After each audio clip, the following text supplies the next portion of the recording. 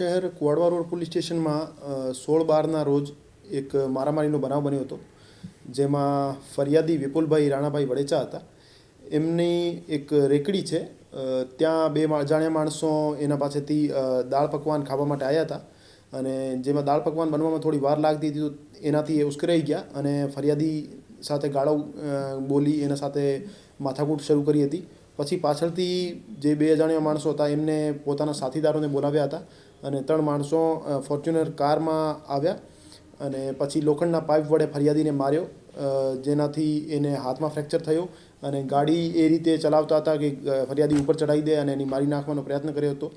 તો આ બાબતે શરૂઆતમાં મારામારીનો ગુનો દાખલ થયો હતો, પછી પાછળથી જાનથી મારી નાખવાનો ઈરાદાથી કોઈ કૃત્ય કરવાનો કામ કર્યું હતું. એના માટે 109નો ઉમેરો કરવામાં આવ્યો હતો.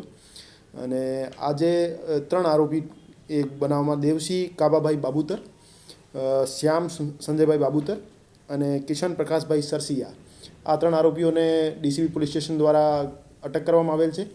અને લોખંડના પાઇપ જેનાથી મારામારી થઈ હતી એ કબજે કરવામાં આવેલ છે, અને ફોર્ચ્યુનર ગાડી જેમાં આરોપી આવ્યા હતા એ કબજે કરવામાં આવેલ છે.